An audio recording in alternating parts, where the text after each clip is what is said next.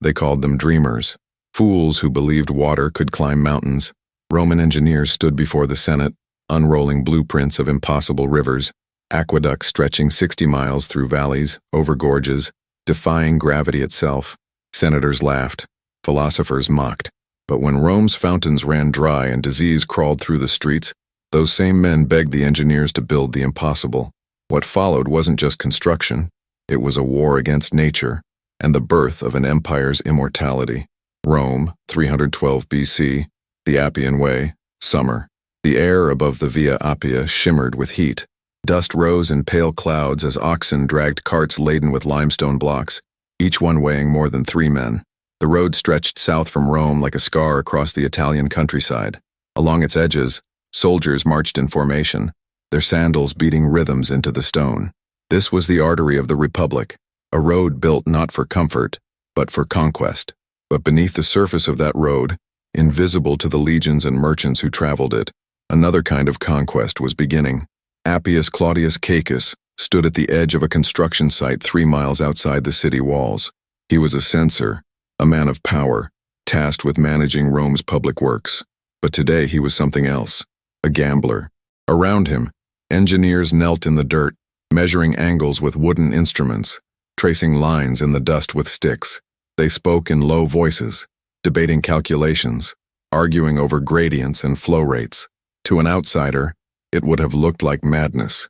To Appius, it looked like salvation. Rome was dying of thirst. The Tiber River, thick and brown, wound through the city like a sluggish serpent. Its water was foul, contaminated by waste, by tanneries upstream, by the bodies of animals and occasionally men. The wells within the city were shallow, their water brackish and unreliable. In summer they ran dry. In winter they overflowed with mud. Disease spread through the insulae, the cramped apartment blocks where the poor lived stacked like firewood. Fevers took children. Dysentery hollowed out entire families. The Senate debated. The priests sacrificed, but the water did not improve. Appius had proposed a solution so audacious that half the Senate thought him insane. He wanted to bring water from the Anio River 11 miles away, directly into the heart of Rome. Not by cart, not by aqueduct built above ground, where enemies could poison it. No, Appius wanted to build a channel underground, hidden, protected, flowing by gravity alone from the hills into the city. A river that ran through stone. The Senate had laughed. "Water does not flow uphill, Appius," one senator had said, his voice dripping with condescension. "Even a child knows this. I do not ask it to flow uphill," Appius had replied, his blind eyes staring past the man. "I ask it to fall, slowly, precisely, across 11 miles, so that it arrives in Rome as if the gods themselves had sent it." The Senate approved the project, not because they believed in it, but because they were desperate. Now, 3 months into construction, the engineers were discovering just how impossible the task truly was. "The gradient is too steep here," one of them said, pointing to a section of trench dug into the hillside. "If we follow this line, the water will rush too fast. It will erode the channel within a year." "Then we adjust," another replied. "We flatten the slope, extend the route. That adds another mile, another year of digging. Then we dig for another year." Appius listened in silence. He had gone blind years ago, some said from disease, others from staring too long at the sun during an augury. But his mind remained sharp. He understood what these engineers were attempting. They were not simply moving water. They were bending the laws of nature to Rome's will. They were teaching stone to carry rivers.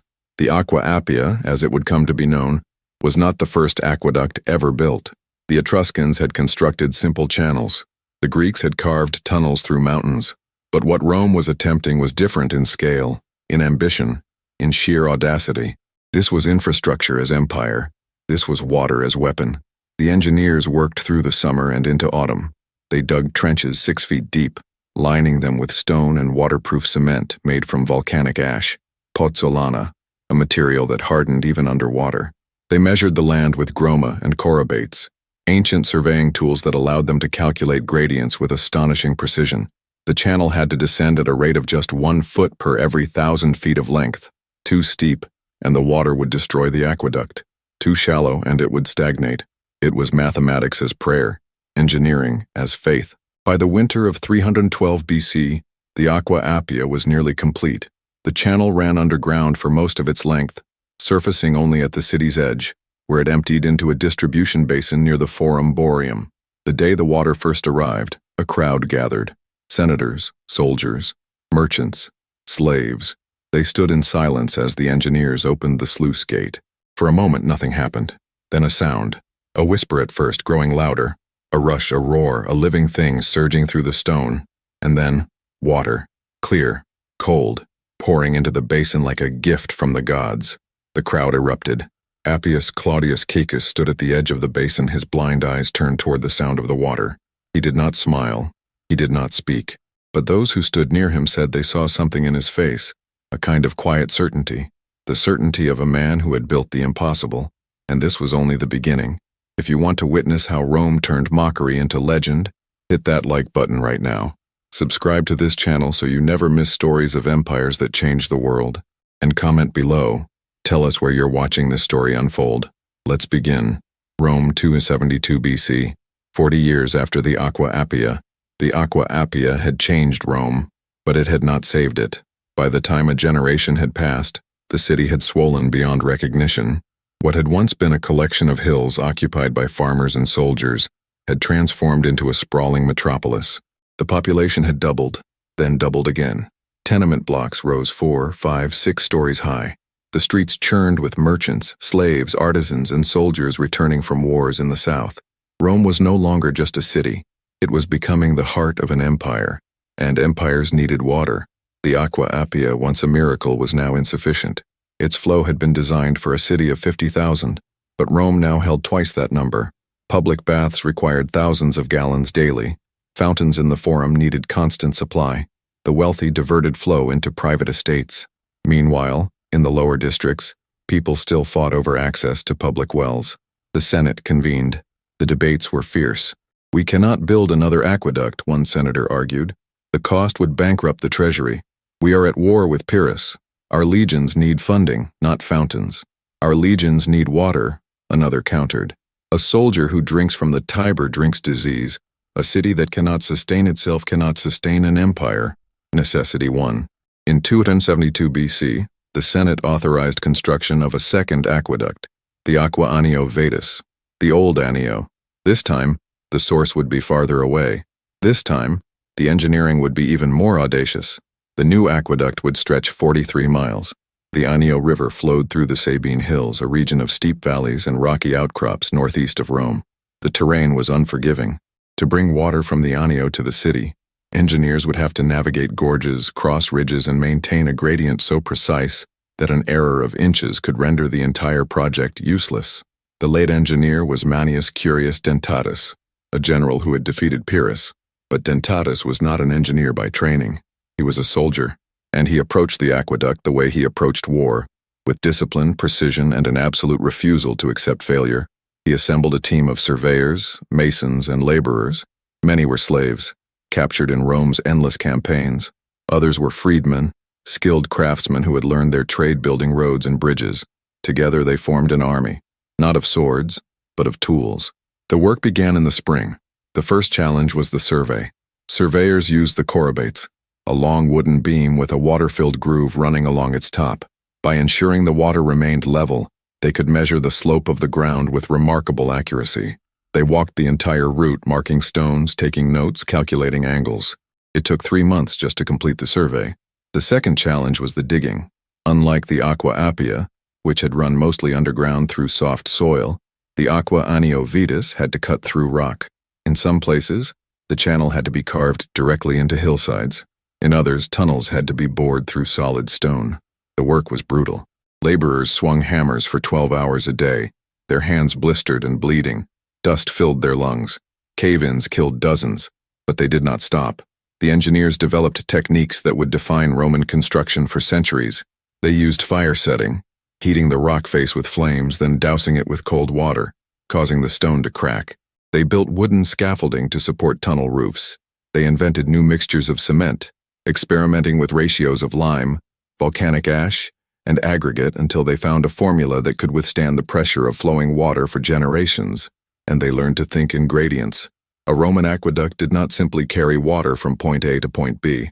It carried water downhill. always downhill, at a rate so gentle that the flow remained constant. The aqua anio vitis descended at an average gradient of 1 in 5,000. That meant for every 5,000 feet of length, the channel dropped just 1 foot. Modern engineers equipped with lasers and computers still marvel at the precision. How did they do it? Patience, obsession, and an understanding that engineering was not about conquering nature, it was about listening to it. By the 3rd year of construction, the aqueduct was halfway complete. But then, disaster struck. A section of the channel, newly built and still drying, collapsed during a rainstorm. The cement had not fully cured. The weight of the water, combined with the saturation of the soil, caused a 30-foot section to crumble into a ravine. 3 workers died. Weeks of labor were lost. Dentatus stood at the edge of the collapse, staring into the rubble. Around him, engineers argued about what had gone wrong. Some blamed the cement mixture, others blamed the weather. One suggested they abandon the route entirely. Dentatus listened in silence. Then he spoke. "We do not abandon. We learn." He ordered the engineers to analyze the failure. They dug through the rubble, examining the broken cement, testing its composition. They discovered the mixture had been too wet, the curing time too short. They adjusted the formula. They reinforced the channel walls with stone arches. They built drainage systems to divert rainwater away from the structure. And they rebuilt. By 269 BC, the Aqua Anio Vitis was complete. The day it opened, the flow was so strong that it doubled Rome's water supply overnight. The aqueduct delivered 70 million gallons per day, enough to fill the baths, supply the fountains, and provide clean drinking water to every district. The Tiber, once the lifeblood of Rome, became irrelevant. The city no longer depended on the river, it depended on its engineers. And the engineers were just getting started. Rome, 144 BC. The Age of Arches begins. For more than a century, Rome's aqueducts had run underground, hidden, protected, flowing through tunnels carved into hillsides and channels buried beneath the earth. It was practical, it was safe, but it was also limiting, because the land did not always cooperate. There were valleys too deep to tunnel through, gorges too wide to bridge with earth alone, rivers that could not be crossed without exposing the channel to enemies or floods. For decades, Roman engineers had worked around these obstacles, extending routes, adding miles, bending their designs to accommodate the terrain. But by the middle of the 2nd century BC, Rome had grown too large for compromise.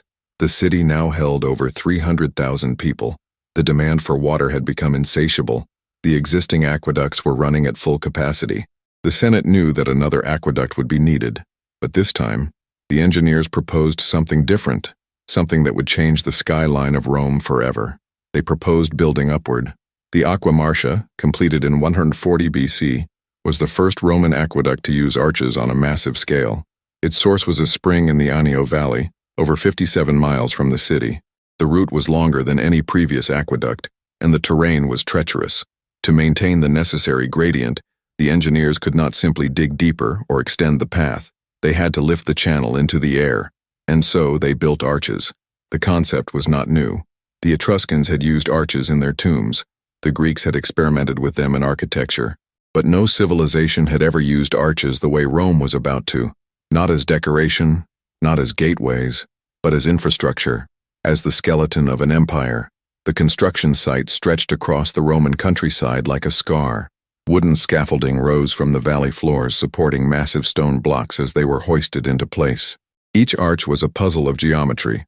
Wedge-shaped stones called voussoirs, fitted together so precisely that they held their own weight without mortar. The keystone at the top of each arch locked the structure in place, transferring the weight downward and outward into the supporting pillars. It was engineering as art, mathematics as poetry, but it was also back-breaking labor. The workers, slaves, freedmen, and hired laborers, toiled in conditions that would have broken lesser men. They quarried stone from the hills, each block weighing hundreds of pounds. They transported the blocks on wooden sledges pulled by oxen. They lifted the stones using cranes powered by treadwheels, massive wooden drums that men walked inside, their steps turning gears that raised the blocks into the air. Accidents were common. Ropes snapped. Scaffolding collapsed. Men fell from heights that left no chance of survival. There were no safety regulations, no workers' compensation, no memorials for the dead. The empire did not mourn its laborers. It simply replaced them. But the arches rose. One by one they stretched across the valleys, 10 feet tall, 20, 30. Some sections of the Aqua Marcia stood over 90 feet above the ground, their stone pillars marching across the landscape like the legs of giants. From a distance they looked almost delicate, slender columns supporting a ribbon of stone. But up close they were monumental. Each arch was a testament to precision, to the understanding that stone, when shaped correctly, could bear almost infinite weight. The channel itself ran along the top of the arches enclosed in a stone conduit lined with waterproof cement. The water flowed in darkness, protected from the sun, from contamination, from sabotage. It descended at the same gentle gradient, 1 foot per 5,000 feet, arriving in the city with the same pressure and purity it had possessed at the source. When the Aqua Marcia was completed, it delivered 44 million gallons of water per day. It was the longest aqueduct Rome had ever built, and it was the most beautiful. The arches became symbols, not just of engineering but of Rome itself. They represented order imposed on chaos, civilization carved into wilderness, the triumph of human will over the indifference of nature. But they also represented something darker. The arches were not just functional. They were statements. They told the world that Rome could build anything anywhere, regardless of cost or consequence. They told conquered peoples that resistance was futile, that an empire capable of moving mountains of stone could certainly move armies. They told Rome's own citizens that their city was eternal, that its infrastructure would outlast kingdoms and dynasties and gods. And for a time, it seemed true. By the 1st century BC, Rome had 11 aqueducts. They crisscrossed the countryside, their arches rising and falling like the breath of the earth. They delivered over 300 million gallons of water per day, more than any city in the ancient world. The water fed public baths that could hold thousands. It powered fountains that ran day and night. It supplied private homes, public latrines, and even artificial lakes where wealthy Romans staged mock naval battles for entertainment. Water had become spectacle. Infrastructure had become identity. But the engineers understood something the Senate did not. The aqueducts were not just symbols of Rome's power. They were the foundation of it. Without water, the baths would close. The fountains would dry. The population would scatter. The empire would collapse inward, choking on its own thirst. And so the engineers kept building. They built until the landscape itself seemed to bow to Rome's will. And in the process, they created something that would outlast the empire. Nemausus, Gaul, 19 BC. The empire expands. Rome no longer belonged to Italy alone. By the reign of Augustus, the first emperor, the Republic had transformed into an empire that stretched from the deserts of North Africa to the forests of Germania. Everywhere Rome conquered, it built roads, forts, temples, and aqueducts. Because water was not just infrastructure, it was colonization. In the province of Gallia Narbonensis, what would one day be called southern France, a city called Nemausus was growing rapidly. Roman veterans had settled there after the civil wars, granted land as payment for their service. Merchants followed, then artisans, then families. Within a generation, Nemausus had become a thriving Roman city, complete with forums, bathhouses, and amphitheaters. But it had one problem: no reliable water source. The local springs were insufficient. The nearby rivers were seasonal, drying to trickles in the summer heat. The city needed an aqueduct, but the nearest suitable source was a spring called Fontaine d'Ur, located near Uzès, 30 miles away, across some of the most difficult terrain in Gaul. The engineers surveyed the route, and they discovered a nightmare. Between the spring and the city lay the Garden River, cutting through a deep limestone gorge. The valley was over 160 feet deep and nearly 900 feet wide. To maintain the aqueduct's gradient, the channel would have to cross the gorge at a height of nearly 160 feet above the river. It was impossible, or it would have been, for any civilization other than Rome. The engineers proposed building a bridge, not a simple span, but a monument, a triple-tiered arcade of stone arches that would carry the aqueduct across the valley at a height that defied comprehension. It would be the tallest bridge Rome had ever built. The Senate approved the project, not because they understood the engineering, but because they understood the message. Construction began in 19 BC. The site was remote, accessible only by rough trails through the hills. There were no cities nearby, no quarries, no infrastructure. Everything had to be built from scratch. The engineers established work camps along the river. They cut roads through the forest to transport stone. They built scaffolding that rose from the riverbed like wooden towers. The stone came from a quarry 3 miles away. Each block weighed up to 6 tons. The workers, slaves, local laborers, and Roman engineers cut the blocks by hand, using iron chisels and wooden wedges. They shaped each stone with such precision that they would fit together without mortar, held in place by weight and friction alone. The construction followed a rhythm: quarry, transport, lift, place, repeat, day after day, month after month, year after year. The first tier of arches rose from the riverbed, 6 arches, each spanning 80 feet, their pillars rooted in bedrock. The stones were massive, rough-hewn, their surfaces still bearing the marks of the chisels. The workers used cranes and pulleys to lift the blocks into place, their muscles straining against the weight of empire. Then came the second tier, 11 arches, narrower and lighter, stacked directly above the first. The structure was beginning to take shape, a ladder of stone climbing toward the sky, and finally the third tier, 35 small arches, delicate compared to the giants below, supporting the channel that would carry the water. This was the most critical section. The gradient had to be perfect. A deviation of even a few inches could disrupt the flow, rendering the entire structure useless. The engineers used levels and plumb lines, checking and rechecking every measurement. They carved marks into the stone to guide the placement of each block. They worked with a precision that bordered on obsession. By 14 BC, the Pont du Gard was complete. It stood 160 feet tall, 900 feet long, a colossus of stone rising from the wilderness. The arches seemed to float, impossibly light despite their mass. The proportions were perfect, each tier balanced against the others, the weight distributed so evenly that the structure seemed almost alive. And at the top, invisible from the ground, the water flowed. The aqueduct channel was just over 3 feet wide and 5 feet tall, lined with waterproof cement. The water descended at a gradient of 1 in 3,000, even gentler than the aqueducts of Rome. It flowed in silence, hidden within the stone, traveling from the spring at Uzes to the city of Nemausus, with a consistency that would have seemed miraculous. The Pont du Gard delivered 5 million gallons of water per day. It supplied the fountains, the baths, the private homes of Nemausus. It transformed the city from a provincial outpost into a jewel of Roman Gaul. But more than that, it transformed the landscape. The Pont du Gard was not just functional, it was beautiful. The arches caught the light at dawn and dusk, glowing gold and amber against the green of the valley.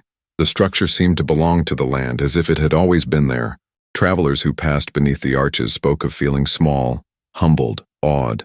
Local tribes who had resisted Roman rule looked at the bridge and understood that resistance was futile. This was not the work of men. This was the work of gods, or so it seemed. But the engineers knew the truth. The Pont du Gard was not divine.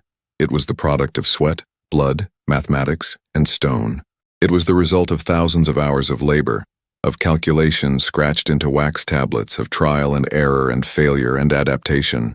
It was human, entirely, brutally, magnificently human, and it would stand for 2,000 years, long after the empire had fallen, long after the aqueduct had stopped flowing.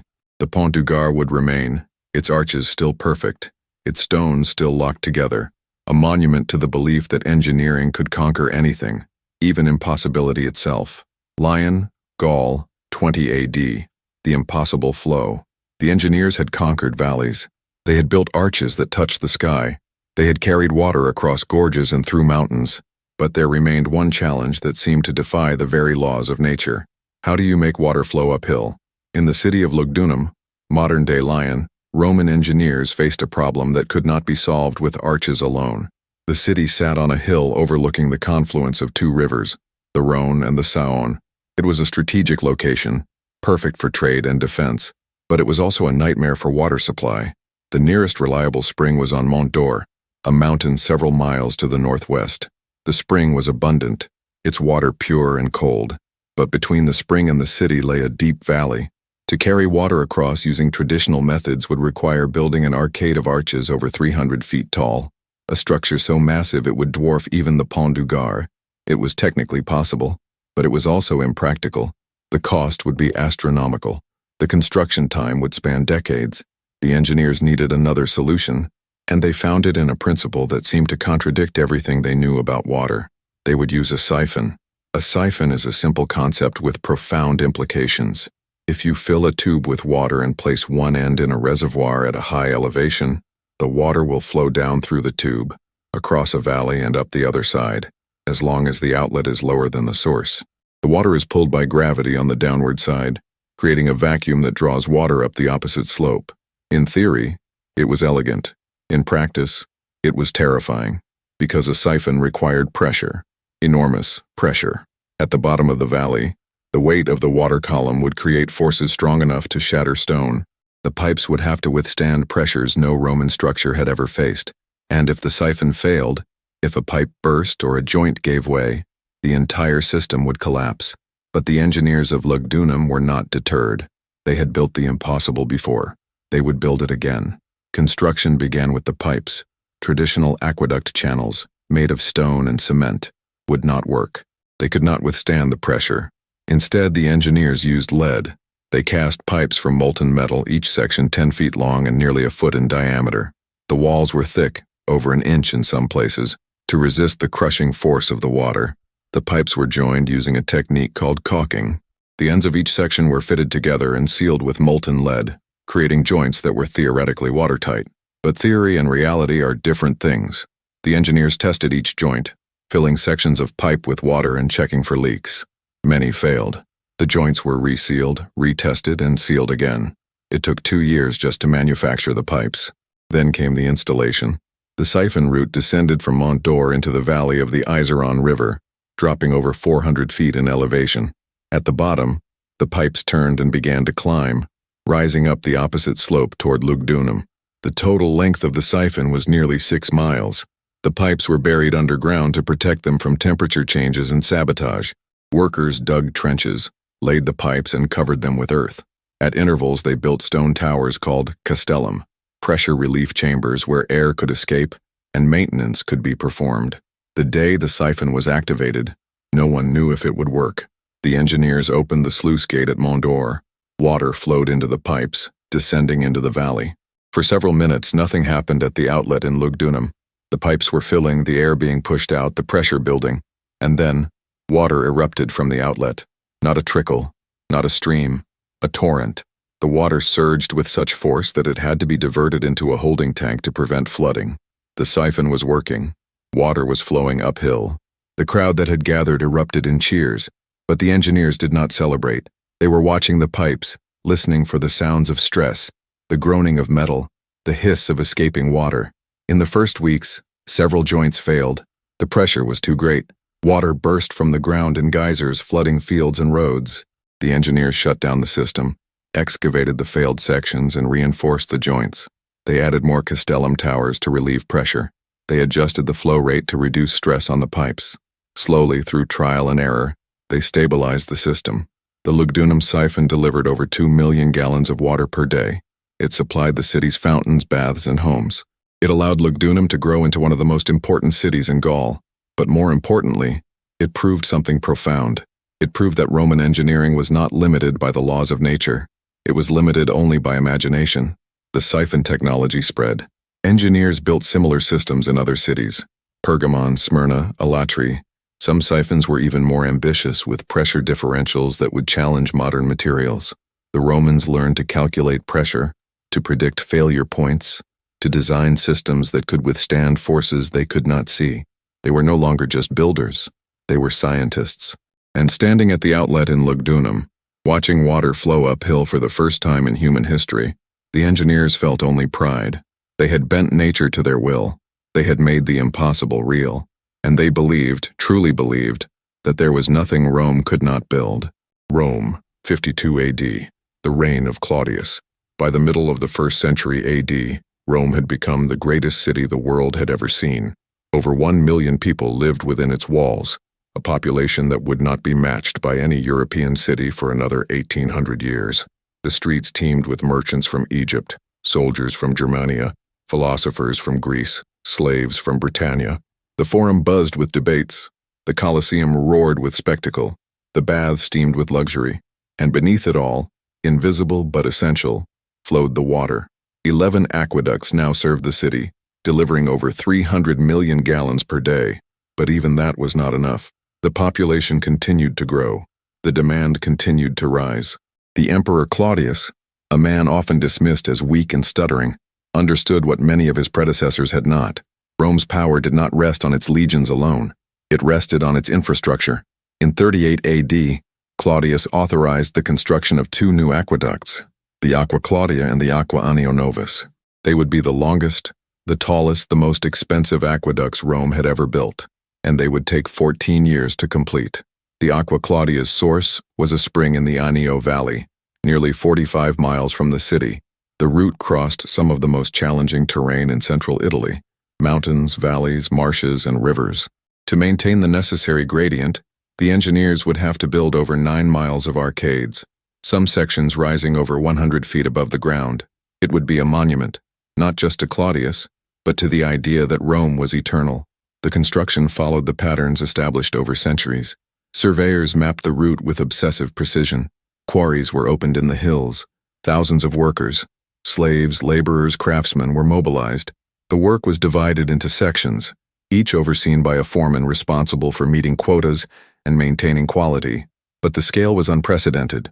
The Aqua Claudia required over 400,000 cubic meters of stone. The arcades alone used enough material to build a pyramid. The workforce numbered in the tens of thousands, a mobile army of construction that moved across the landscape like a force of nature. The arches rose in stages. First, the foundations, massive blocks sunk deep into the earth. Then the pillars, built up course by course, each stone fitted and checked. Then the arches themselves, constructed using wooden scaffolding called centering, which held the stones in place until the keystone was set and the arch became self-supporting. It was slow work, dangerous work. Men died in falls, in collapses, in accidents with cranes and pulleys. But the work did not stop, because Rome did not stop. By 52 AD, the Aqua Claudia was complete. The inauguration was a spectacle.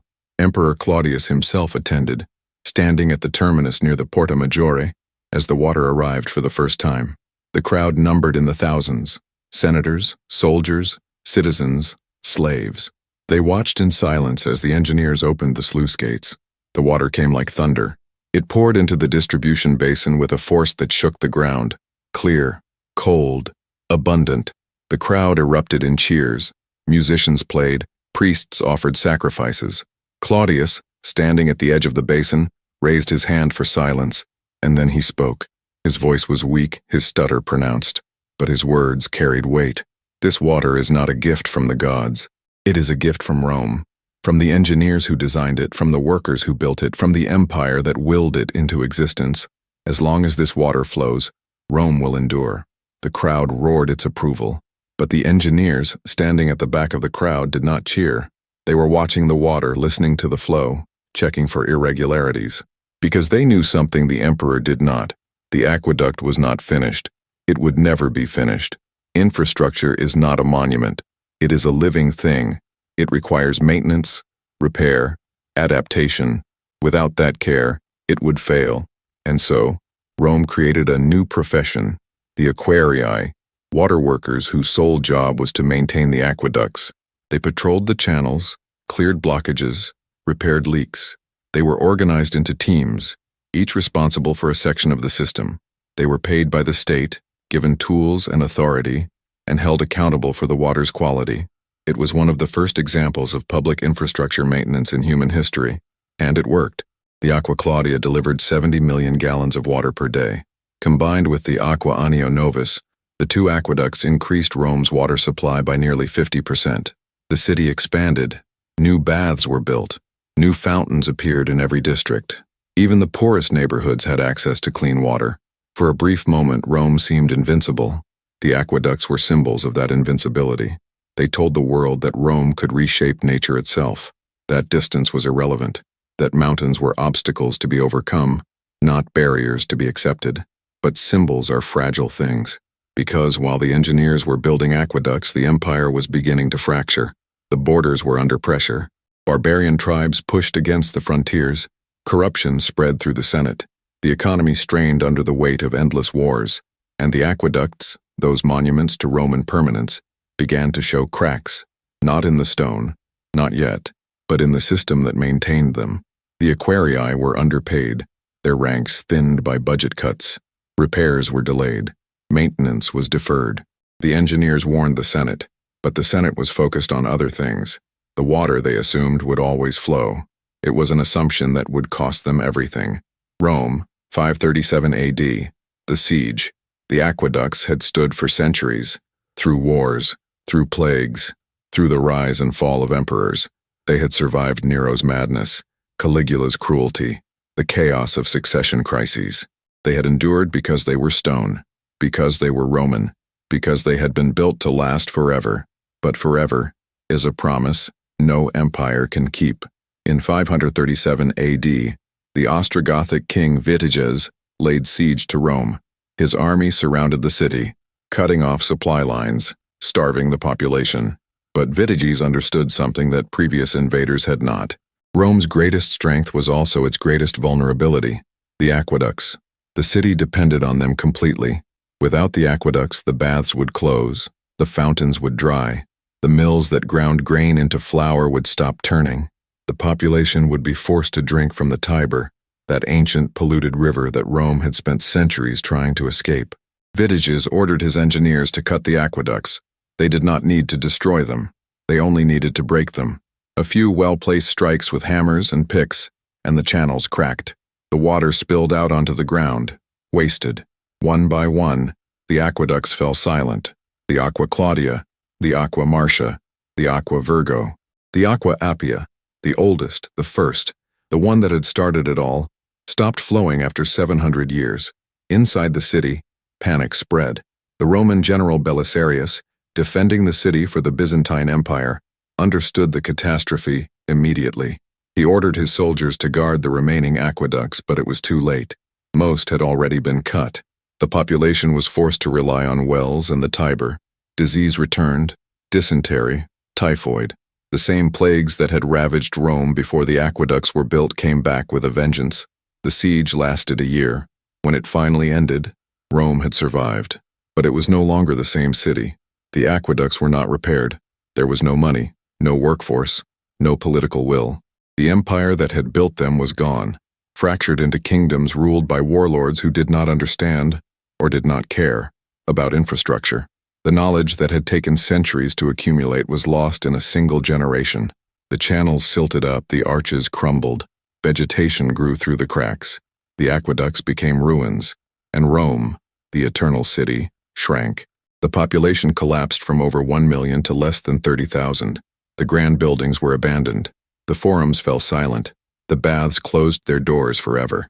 The city that had once commanded an empire became a shadow, a ghost haunted by the memory of its own greatness. But the aqueducts did not disappear.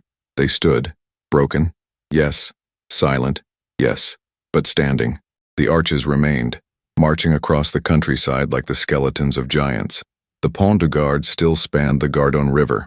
The Aqua Claudia's arcades still rose above the Roman plain. The channels, though dry, still traced their paths from distant springs to the heart of the city. And people remembered. Travelers who passed through Italy in the Middle Ages stared at the aqueducts in wonder. They did not know who had built them. Some thought they were the work of giants. Others believed they were supernatural. The knowledge of Roman engineering had been lost, but the evidence of it remained impossible to ignore. Slowly, over centuries, that knowledge was rediscovered. Renaissance scholars studied the ruins, measuring the arches, analyzing the gradients, trying to understand how water had been made to flow across such distances. Engineers in the 18th and 19th centuries used Roman techniques as the foundation for modern water systems. The principles of the aqueduct, gravity flow, precise gradients, durable materials, became the basis for infrastructure projects around the world. Today, some of the Roman aqueducts still function. The Aqua Virgo, built in 19 BC, still supplies water to the Trevi Fountain in Rome. Tourists throw coins into its basin, making wishes, unaware that the water flowing beneath their feet has been flowing for over 2,000 years. The Pont du Gard still stands, its arches as perfect as the day they were completed. Engineers visit it to study its construction, marveling at the precision that allowed it to survive millennia without mortar. The aqueducts are more than ruins. They are proof that engineering is not just about solving problems. It is about vision, about believing that the impossible can be made real, about understanding that infrastructure is not a luxury. It is the foundation of civilization itself. The Romans were not the first to build aqueducts, but they were the first to build them at a scale that transformed society. They understood that water was not just a resource, it was power, it was health, it was life, and they built accordingly. They built with stone that would outlast empires. They built with mathematics that would define engineering for millennia. They built with a precision that modern technology still struggles to match.